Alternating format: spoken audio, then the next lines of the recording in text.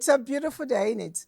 And we know that we all wake up from somewhere we call it shelter. Indeed, shelter remains one of the very important, needs of man. If you go to Maslow pyramid of need, you will find it right there at the basement. After food, shelter. After food, clothing, shelter comes next. That's how important it is. And beyond providing a safe place for man, it also serves a lot of reasons, a lot of purpose, including the aesthetic purposes and a state of status, if you ask me, especially for people in urban cities. Now, given the facts that it is a very important need of man, it should be as common, as rampant as it should be, and also as affordable as it should be. But then within certain cities, especially here in Abuja, and I know also somewhere in Port Harcourt and Lagos and some other places, Kano inclusive, it is no longer a child's play. It is no longer all comers affair. My question is, why? In Abuja, for instance, I'm told that there are several, empty houses, yet people are looking for places to live. We're going to be discussing rents in Abuja and its environs. But I do have people who are going to be talking with me on this particular topic. Let's start from the ladies. Hello, lady. My name is Hawa Mahmoud Adam, and I'm happy to be here this morning to discuss issues affecting all of us. Okay, it's affecting everybody. And I have one of the persons who is, quite vibrant with his voice on the operations of certain people within this environment. I'll let him speak his voice. Hello? Thank you very much. It's my pleasure being on the show this morning. Okay, and your name is? My name is Engineer Ndubisumen Nadine. Okay, are you one of those engineers that constructs or those that destroy? No, we construct, actually. Yeah. All right, we're going to hit the street now to, get the experiences of certain people in Abuja. In fact, they are actually just a sampled population of people in Abuja who have shared experiences of, they are trying to get a house or a shelter in Abuja, so to speak.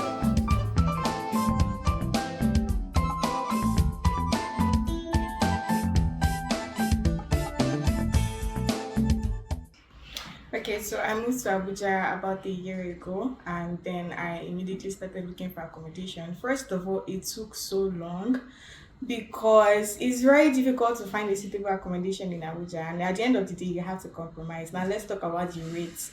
When I came here, I had a budget, a modest budget, but I soon found out that you cannot get a suitable accommodation for that price because Abuja house rents are so high compared to other states. It is it is a lot on the high side. This is very discouraging for people who want to move here, for people such as youth corpers, humble civil servants. A humble man cannot afford a decent accommodation in Abuja. You have to have a sum of money put down somewhere. Now, I know rent is usually a lump sum, but it's outrageous in the sense that sometimes they demand 2 years rent in advance, and then the other exorbitant charges such as agent fees, legal, makes it very hard to pay for. So accommodation in Abuja is very hard to find. It's super expensive, and then there's outrageous rates. And let's talk about the agents. They can be very manipulative. They will take you to see a house that has already been paid for, and then when you say, they will pressure you, are you ready, so that they can collect their agency fee. So they can take you to like 5 houses in a day, and you have to pay agency fee for all these houses, maybe 10K, 20K here and there, so that they can feed their pockets. Knowing well enough that on the side that they could have sold the houses to someone else, or someone could have paid the rent. So when you tell them, oh, I'm ready to pay for this rent, they tell you it's taken. How many people are taking the houses? So this has happened so many times that it begs the question of, are these houses even free from the beginning? So yes, agents contribute, the landlords contribute by demanding 2-year rent, and thirdly, the houses, some of them are not even fit to live in. It took me to one house that they were still knocking wood, and then there was the wall, the walls were terrible, the floors were terrible, and they were telling me it's 1.5 million for a house that looks like a carcass. So in this Abuja, I think that is very discouraging for people with normal livelihoods, except if you are doing something that is maybe not as honest. It is very hard. I had an encounter with some agents. I've been hearing of them, but I don't know their motive. A friend of mine asked me to look for a house very close to my house, my area. Then I contacted an agent. Then I gave them the specification of what we want, the area we want. Then all of a sudden, it's okay. You ask us to go and they are normal character that we should go and see a place, a house. Then I asked, no, this is a place I want. All of a sudden, we are traveling, following them, and then they're on bike. Two of them going without ending. The specification of what we want, they have exceeded the place, and I called, they are not picking. So all of a sudden, I asked my friend, we should turn back home. They called us back and said, and what happened? I said, you are not serious. I don't know their motive, but all I know is that I know some of these people can be very dubious. I don't know whether they're taking me for other things to meet an umbrella or just to make money out of us. That is the story. And then,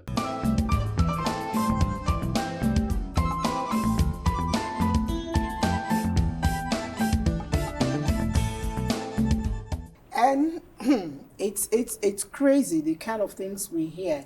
You know, the one that blows my mind is the agent's problem. You know, how can somebody just to get a house, you give a specification, and agent now begin to throw you around, toss you around like you're a pack of ball. What how do we go about? Maybe I should start with NBC. Okay, most times in such situations, you realize that they might not meet up to your demand or expectation.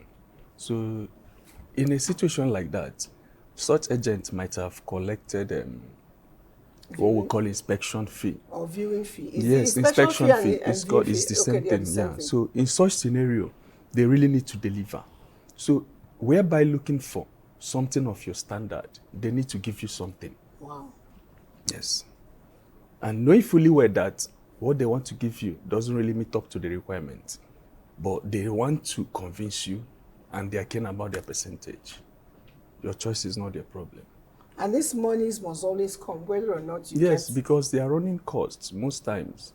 Recharge card, transportation, it comes from Should it inspection not be fee. part of what they get as agency There's fee? every possibility that after they're running around, you might not still take the house. So they need something from you. Wow. Yeah. Eventually, when they sell the house. They'll still take the money. Have you had any experience? Yeah, yes, so many experiences. Like there are this particular set of people running like as agents in different angles. Some of them are not even qualified to be real agents of properties, but they just need to survive in Abuja and other cities as well. But I think it's more popular in Abuja. Like these agents, as engineer rightly said, they need this to extract money from their clients. So they use that inspection fee to get something. At least, even if the deal is not sealed, they will still get something out of the that particular person. And there is this guy that I know. He's an agent, and he run on that inspection money he collect from this. You just go and show the person. Highest, you spend like 10-15 minutes showing the property. If the person is not interested, you bring in another person. That's a business on his own. And So he it's will really collect as much as profitable. 15,000. Yes. The percentage, they will just, they'll tell you, some collect up to 50,000, depending on the kind of property actually. 50,000 just to go and view? Just to inspect. It depends, depends on the location. location. Property and location. Because it's not one person that is actually eating this money. They share. It's one agent talk to another, another talks to another. It's network. So the network, at that process, if I bring in a business as an agent, I already know that you, before now, you normally bring in business. So there is a modus operandi, there is procedure. So when I bring business, I need to call you out. I need to fund you. That's how you can facilitate it and make it fast. So it's business as usual. The way you're talking, my mind tells me you've done agency work. Agents, not per house. Maybe property. And you have collected people's view? No. We don't take inspection fee when it comes to property. Okay. Yeah. Okay, it's only for It's house. houses that they do inspection All right. fee. Yes. That's crazy. For but rent, for shops. Yes. Things like house that. or shops? Yeah. Okay. But my problem is really a civil servant is transferred to Abuja, and the first thing you do is you try to get a place to stay, so you move in with your family, and we all know how much salaries are. No, even if you're paid 1 million, you have other bills, not just accommodation, to take care of. School fees, house rent, light, and all of that. Feeding is a different thing entirely. And then you come in. Your office, one would expect to be able to function very well. Our office is in Area 11. One would expect that I should be able to live in Area 11. But it's a no-no. I have to go to places like One Man Village, Massacre, and all those places, which the houses are okay, but the commuting time is just killing on your body and on the government time itself. Yes, even your car business. And at the end of the day, we come in this environment. They ask us to pay so much. I'll take a breather, briefly, and when we come back, you have to answer these questions for me. Okay.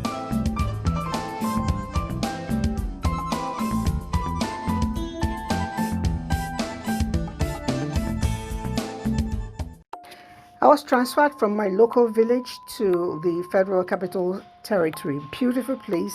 I loved it and I look forward to working there. My office, Federal Secretariat, I had hoped I'll be able to find a house there to live, but no, all the houses there were just something else. They run in millions, 20 million, 25 million, 15 million, 9 million. And at a point, I also noticed that a lot of them were empty. I wondered why. Even the estates, a lot of estates were empty. The owners didn't seem to mind.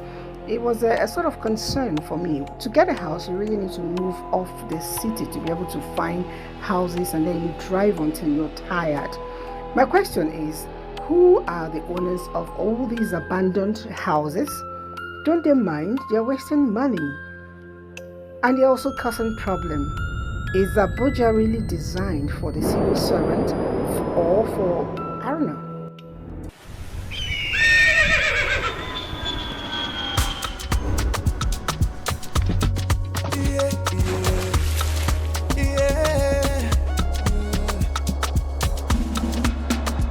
From the Atlantic across the savannah to the Sahara, we rise, a land of the free, we know they tire.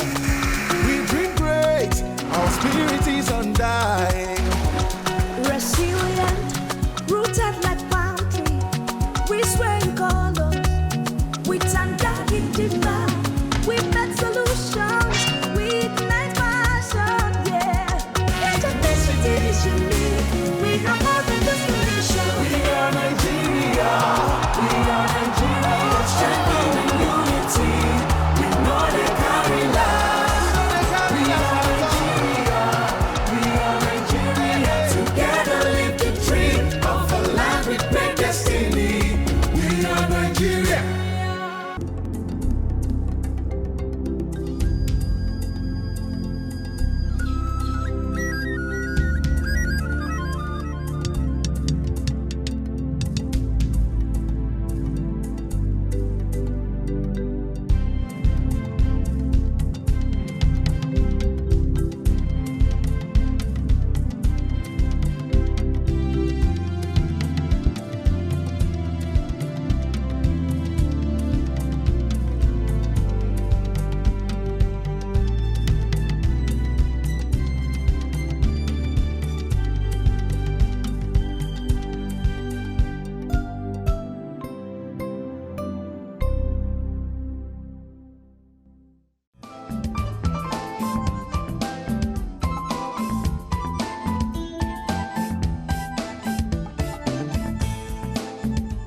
Okay, while we're taking that breather, we had somebody sneaking, and he actually sneaked in on us, but we decided to bring him to the fore, and we'll let you introduce yourself by yourself.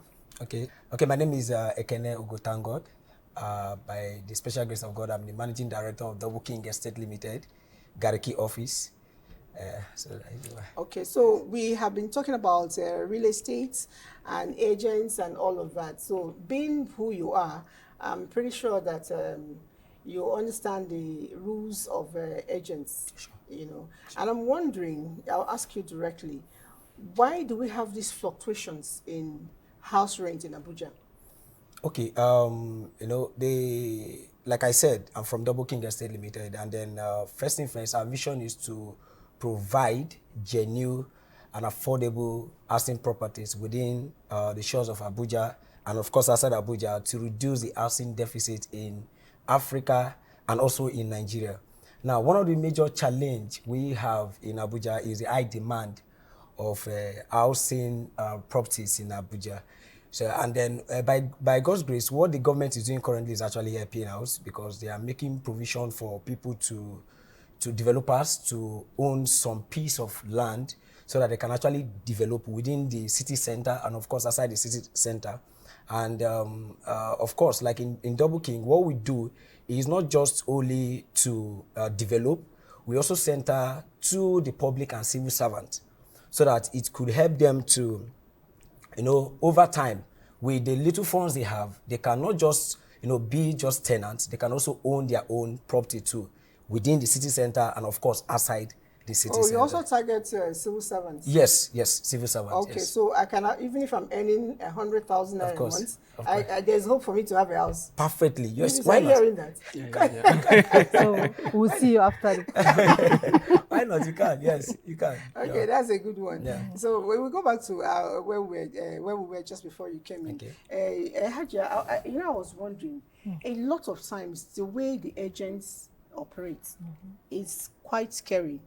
One of the young ladies narrated her experience of getting to a place to view a house, and they continued moving. Okay, that wasn't a lady, it was a man. They continued moving up to a tarred road, and he got scared. Luckily, his sixth sense saw ahead of him, and he made a U-turn. You know, and they began to pursue him. I don't know. How do we address this? Actually, just to go and view a house. Sometimes, you know, there are different kind of people. Whatever we want to do, especially with these security challenges in Nigeria, we need to look for genuine people that have their office. We can trust them anytime to show like they are into the real business, not any other person that will just tell you, come, let me show you a place, because sometimes they don't even have a place, but they just want something out of you. So they might, you give the specification, I want a 2-bedroom flat with this so amenities, facilities, and location, but the person might end up taking you somewhere else because he just wants to collect that money from you. He wants to. That's if he's not looking for body parts. It's not like the person is interested in what you really are interested in, but he's just interested in what he's going to get out of you. So we have to just be very smart, especially people coming from another states, maybe being transferred into Abuja or something like that.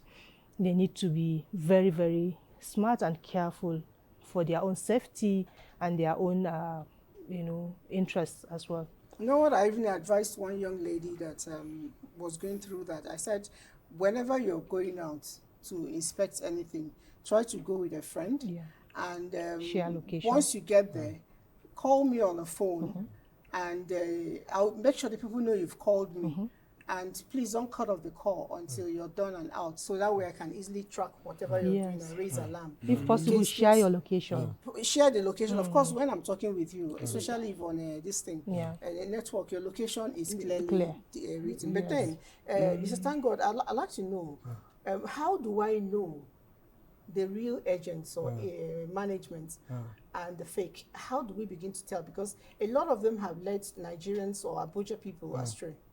How do we tell the difference? Exactly, very importantly. Now, over time, with my experience in the business, there are a lot of things I've told subscribers, I've told prospects, and of course clients that comes to my office. And I will tell them that one of the easiest things to do in this line of real estate is to sell the land.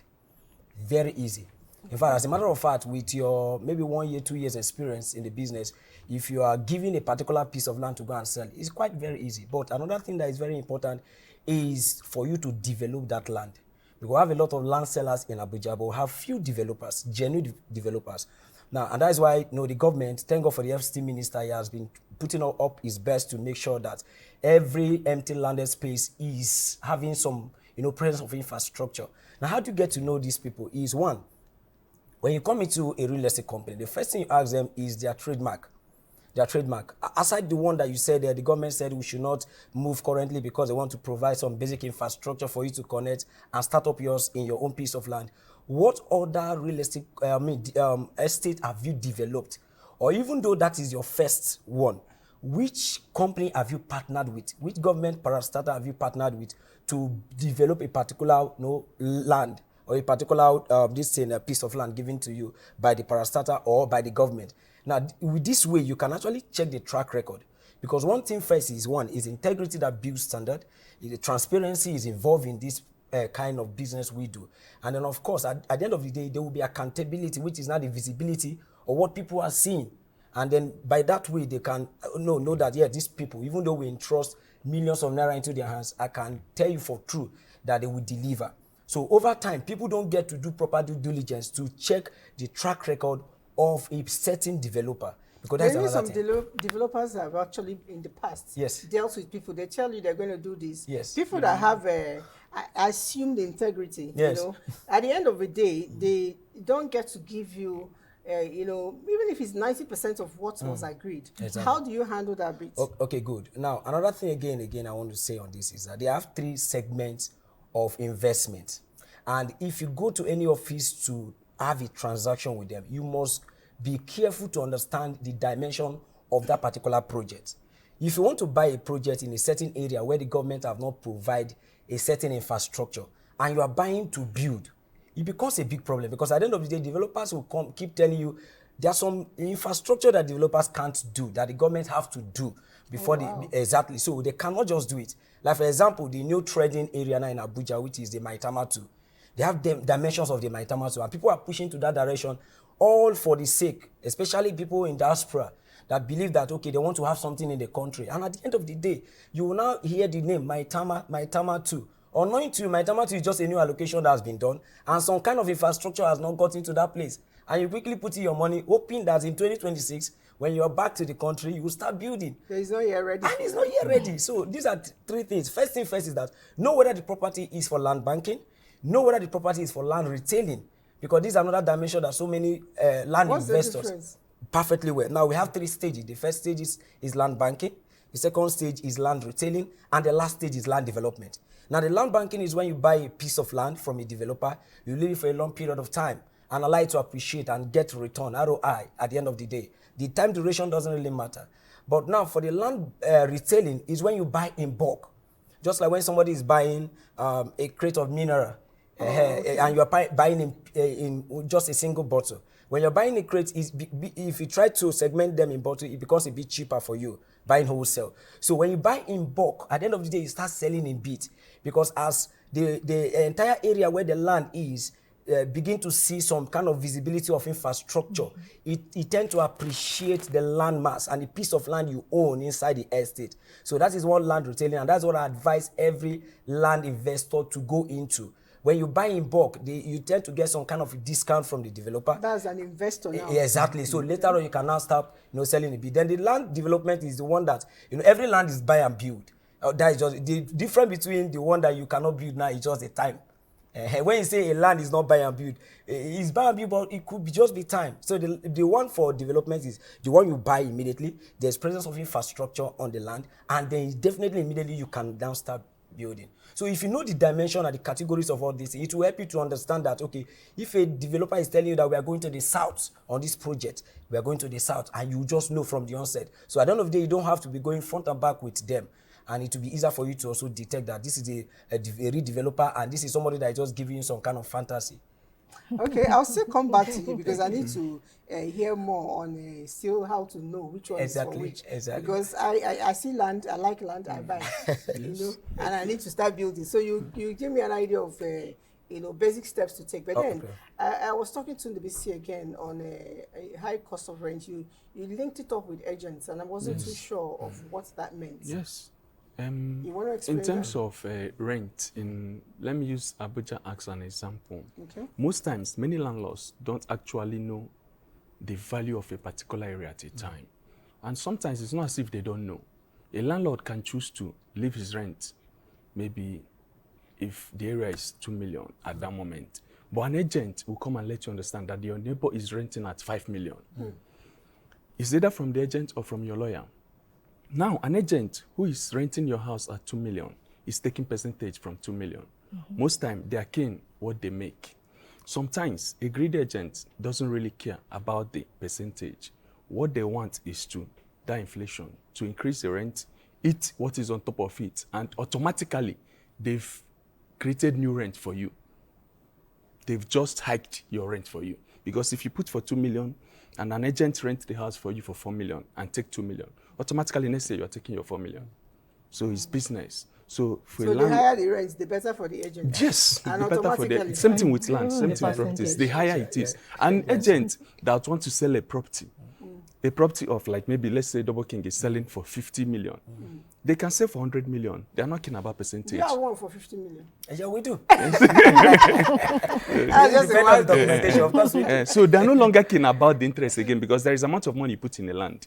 There won't be interest for you. So it's what you now put that you take. So it's just agents and lawyers that are actually the problem. And Okay. You're exonerating landlord. I mean, the higher the rent, the higher the percentage the agents are taking. Yes. So if at all the rent is 2 million, they are going to take like 10 to 15% or 20% of the rent. Then if it is 4 million, yes. automatically their percentage will increase and then they will make a lot of money. It So they are makes just sense. It's just like any market. Yes. The middlemen will always create that exactly. problem, and the agents are the middlemen. That's But it. do you work with agents as well? Yes, I do. We do. But what we've done over time is, when we started the project, one of our projects in Guzapetu, we call it Double King Villa Guzapetu. When we started, we noticed something because I started my operations from the site.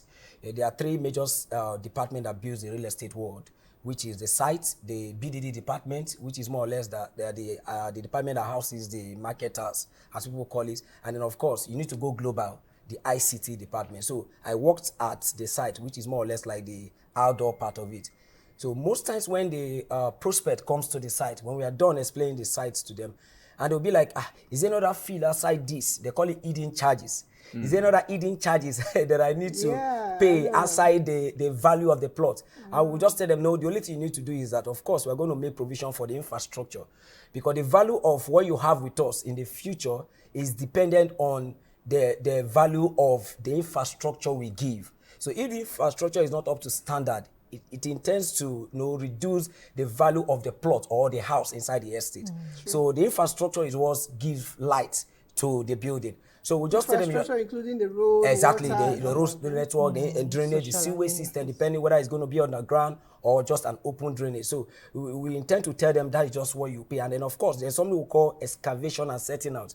And that one is, in a layman's language, just like digging of the foundation.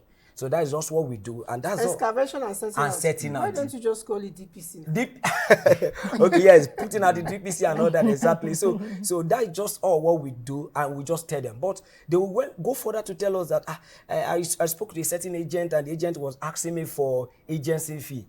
And I'll be very much surprised. And later on, we needed to have a conference with our partners, and we had to tell them that, see, this is what we do.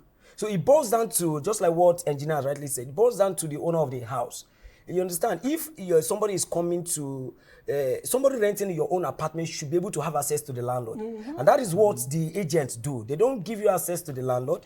They withdraw that leverage from you. And they'll be like, hey, you want to do anything, do it directly. In fact, they go further to tell you, you have to pay directly to me, so that I will be the middleman to pay now to the landlord. And you will stay in the house for like 4 or 5 years. You get not to see the landlord. and something will be happening at the house. You don't even know. Maybe at the end of the day, there's a way landlord behave most time. They'll be like, oh, they don't want this gender, they don't want this set of person, they don't want this personality. And when they now come from maybe in a particular place and come to their house, and they'll be like, I said I don't want somebody like this, and before you know, the person will be giving quick notice and all that. It becomes a problem between the agent and the landlord and also the tenant. So I think, completely believe you, because I know when I came to Abuja, that's years back, and somebody told me, the agents of the place, I went to a house and my spirit connected with the house, and I told myself I was going to live here. It was an estate. So I spoke with the agents and manager at the moment. He told me that he wasn't going to let me get the place because the landlord will not like me. And I said, why? He said, because I'm Igbo. Exactly. The man is Tribalism. Yoruba, he does not like Exactly. Igbos. That's true. That got me really intrigued. Exactly. I needed to know this man who is liking people based on tribe, because I didn't believe it was true. Yes. So I found out the man's address, secretly. I went to his office.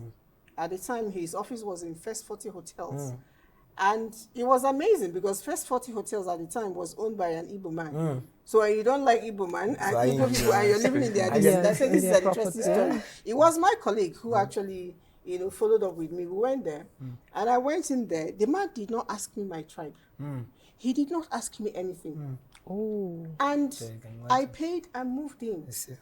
And up until he died during the outset of COVID, God bless his soul, we were still the best of friends. Do you understand? He saw me as his own daughter, and we related very well. If he entered the estate, before he comes, he's going to call me, Madam, are you around? Can you make me juice? Let me drink. I want to be like you. I will just laugh. And I'll make sure his juice is ready. It's only in my house he comes in to sit down. And that was what an agent was trying to cause a problem. So agents in Nigeria, I think there should be a school, a university for agents. Exactly, of course, exactly. Because they are doing more evil than good.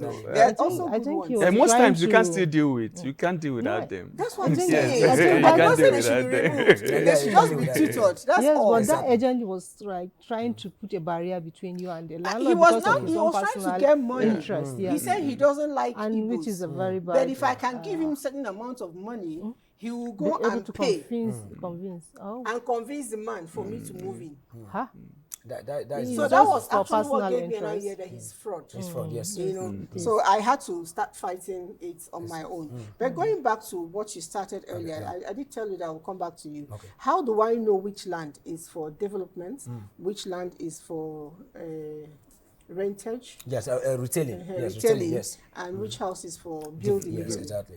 Okay, like I said earlier, we have 3 stages of investment in the real estate sector, which is the land banking, land retailing, and of course, land development. Now, how do you get to now know these things? First thing first, once you want to acquire any property, it's very important that you work first thing first with your legal team.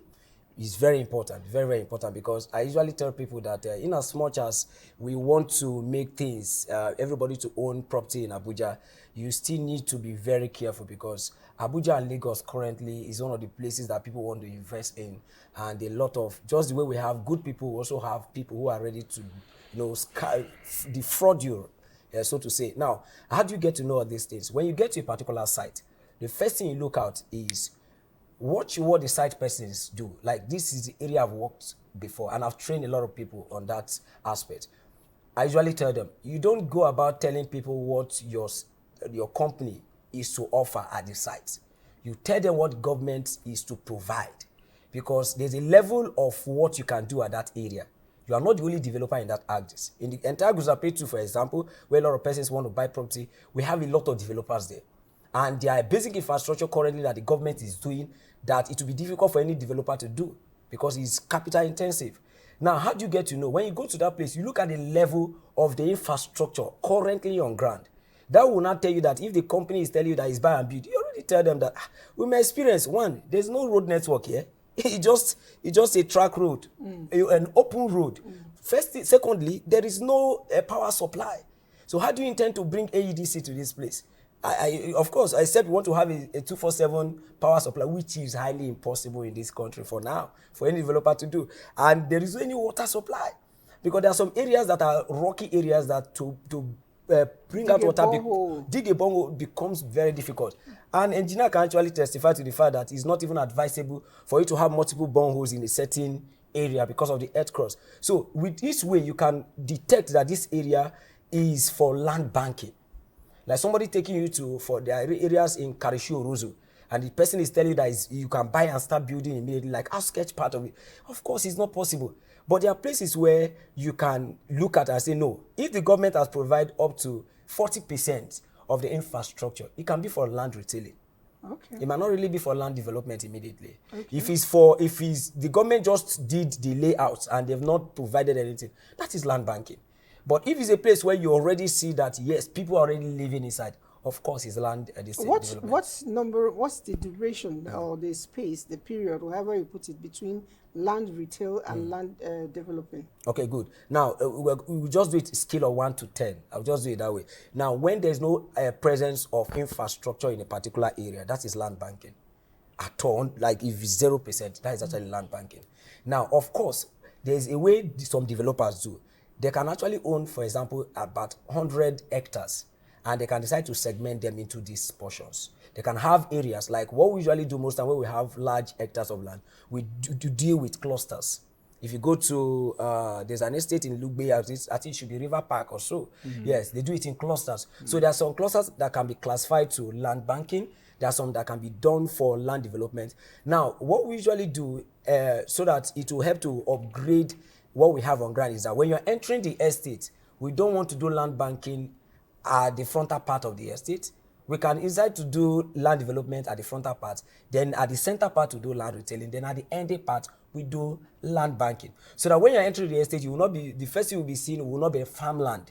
Because if you are buying 600 square meter that is for a fully detached, that you have to fence, have your own privacy, what you do is that if it's in frontal part of the estate, you want to fence it, and because you're not ready, you want to start farming inside, and it will not appreciate, it will disvalue the entire estate. So That's a good one. Yes. So we'll take a breather, go speak to a lawyer on certain implications of rentages in Abuja, and of course, tenant and landlord relationship. We'll be right back.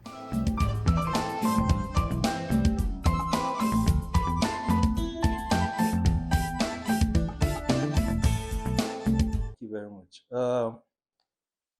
Usually, the tenancy agreement will between the landlord and tenant will specify the rent review clause, which will give the landlord the right to increase rent, but the landlord has to inform the tenant before he does that. Usually, if the agreement is silent on the time frame within which to inform the tenant, then it's usually the time in which the quit notice is given.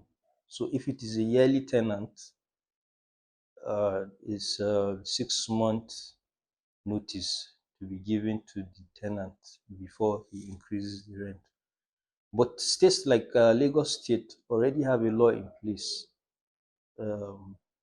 That's the tenancy law of Lagos State, 2011. Section 37 of that law stipulates that a tenant can take the landlord to court for an arbitrary increase in rent. And this means that he can complain to the court that the landlord just raised his rent without regard to the current rent in place in that area. And the landlord is prevented from ejecting the tenant while that case is going on. Well, in the FCT, usually there is no law in place, but there are policies like the FCTA has a policy of triple ground rent for empty unoccupied premises. And that means that the person will be made to pay 3 times the ground rent of that property if it is empty. But usually it is silent, and it leaves much to be desired in that respect, because there are so many houses, as you said, that are lying so empty. And it will be a good thing that the government does something about it, or the legislators put together a law that will regulate such empty houses lying fallow. Landlord and tenant relationship has remained a very thin one, especially where landlords arbitrarily increase rents. Tenants panic, but rather than panic, arm yourself with knowledge of your rights. Here are some key aspects of rents increase in Nigeria. Notification. Tenants must be given sufficient advance notice of any rent increase. The proposed increase should be reasonable and not excessively burdensome. Tenancy agreement. The terms of a written agreement are binding. If there is no agreement, state or federal tenancy law will apply. Tenant's right. A tenant has the right to negotiate a reasonable increase or apply to the court to challenge any increase they deem unreasonable. Unilateral increase. A landlord cannot unilaterally increase rent. The increase requires the tenants impute an agreement. Advance payment. It is illegal for a landlord to demand or receive more than 12 months' rent from a new tenant. But what do you do if rent is increased, especially suddenly? Review your tenancy agreement. Check the terms regarding rent increase and notice periods. Negotiate. If there is no agreement, you can try to negotiate a fair rent with your landlord. Seek legal advice. If you or your landlord cannot agree on a reasonable amount, consult your lawyer. Go to court. If you believe the increase is unjust, you can apply to the court for an order declaring it unreasonable. A landlord needs tenants to be able to earn money from his property. A tenant needs landlord to get and move into a home with comfort. Both need each other. Why not enjoy the relationship peacefully?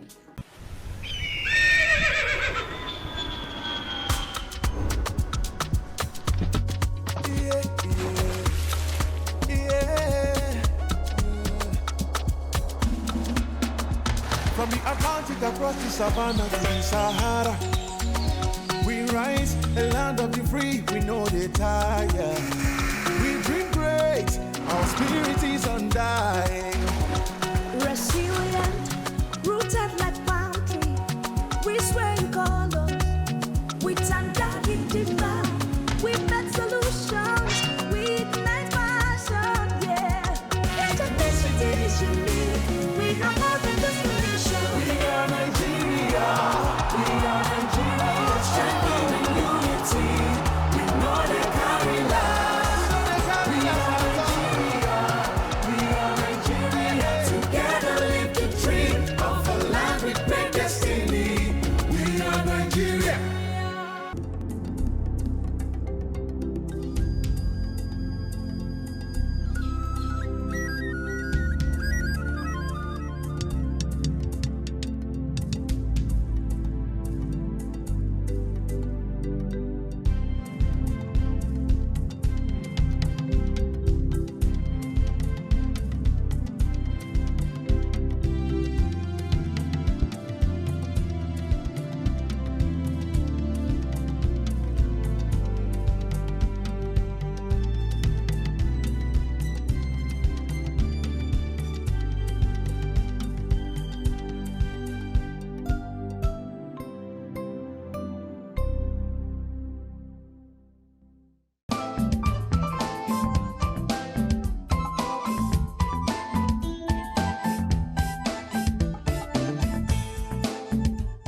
we're back and we're still on this very topic. We're going to add something before we I said, take a adding break. to what Double King said.